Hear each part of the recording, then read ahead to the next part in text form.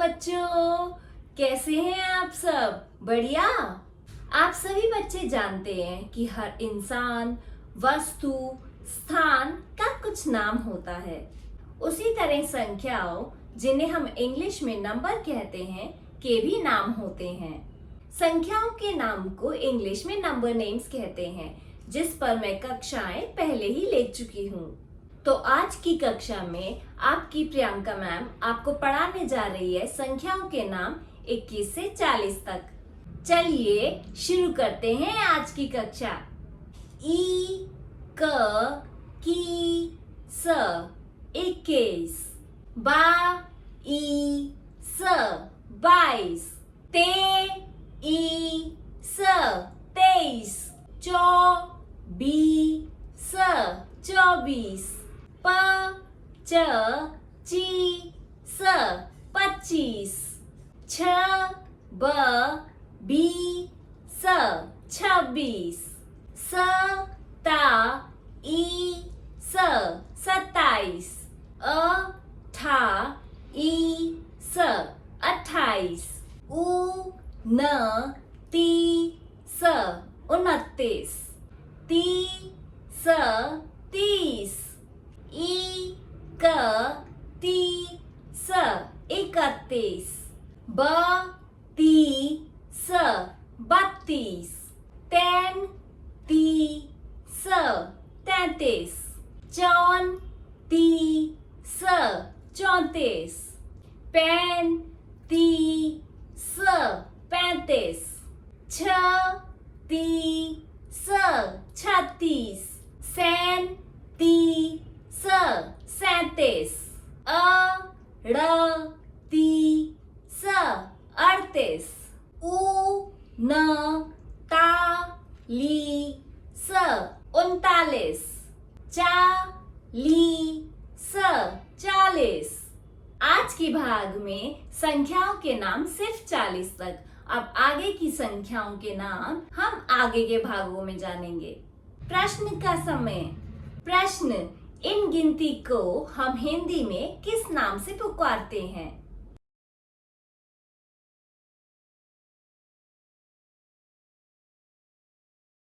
इस प्रश्न का उत्तर आपको इस ईमेल आईडी पर भेजना है। अब समय है एक कहानी का, जो कि है सोने की चिड़िया। एक बार एक पहाड़ की चोटी पर एक विशाल वृक्ष पर फुर्तीला नाम का एक विशेष पक्षी रहता था। पक्षी की खासियत ये थी कि जब उसकी बूंद धरती पर गिरती थी तो वह शुद्ध सोने में बदल जाती थी। वह अकेला इस पेड़ पर रहता था और शांति से वहां अपना जीवन व्यतीत कर खुश था। एक दिन एक शिकारी पक्षियों की तलाश में पहाड़ की चोटी पर घूम रहा था। कई घंटों के बाद थक कर उसने विशाल पेड़ के नीचे आराम करने का फैसला किया, जिस पर फुर्तीला रहता था। जब शिकारी सोने लगा ही था, अचानक तब पक्षी ने पेड़ के ऊपर से अपनी बूंद गिरा दी, जो धरती पर गिरते ही सोने में बदल गई। शिकारी के चेहरे के ठीक बगल में सोने का टुकड़ा गिरा तो उसने पक्षी की तरफ देखा।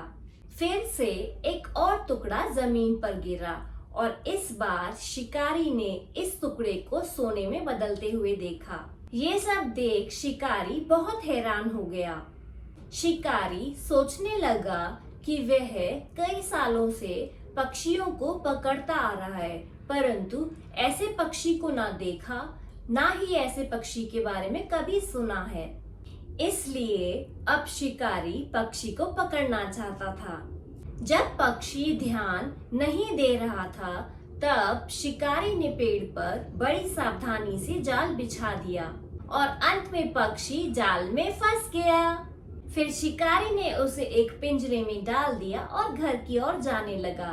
घर जाते वक्त शिकारी ने सोचा, अगर मैं इस पक्षी को रखूंगा तो मैं अमीर बन जाऊंगा और सबको संदेह होगा कि कुछ गड़बड़ है।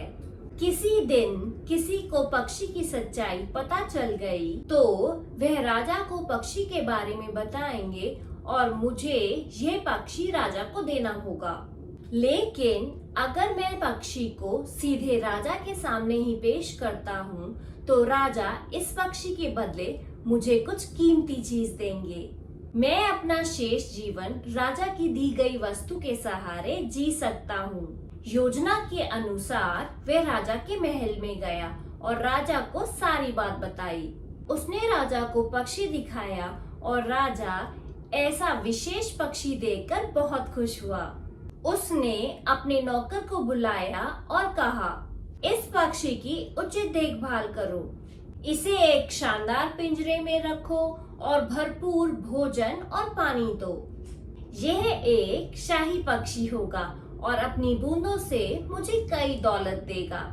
अचानक राजा के मंत्रियों में से एक राजा के पास आया और बोला, राजा जी, एक पक्षी की बूंदें सोने में कैसे बदल सकती है? अपनी आंखों से देखे बिना आप इस राह चलते शिकारी पर कैसे भरोसा कर सकते हैं? अब राजा ने अपने बुद्धिमान मंत्री के शब्दों पर विचार किया। फिर उसने अपने पहरेदारों को झूठे शिकारी को दंडित करने और पक्षी को छोड़ने का आदेश दिया।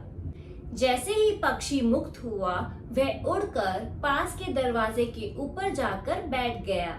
अचानक उसने अपनी बूंद गिराई जो सोने में बदल गई। राजा और उनके मंत्री सहित सभी ने ये देखा और चौंक गए। राजा को समझ आ गया कि उसने गलती करी है और तुरंत अपने पहरेदारों को उस पक्षी को पकड़ने का आदेश दिया। मगर बहुत देर हो चुकी थी। फुर्तीला आकाश में उड़ गया था। उड़ते हुए उसने खुद से फिर से लापरवाह न होने का वादा किया। शिक्षा, चाहे कुछ कितना भी असंभव लगे, हमें उसकी पूरी तरह जांच करनी चाहिए और कभी भी लापरवाह नहीं बनना चाहिए। अगर आपको मेरी आज की कक्षा पसंद आई तो इस वीडियो को लाइक करें, अपने परिवार वालों और दोस्तों के साथ इसे शेयर करें और अगर आप मेरे चैनल पे पहली बार आए हैं तो इसे सब्सक्राइब करना ना भूलें।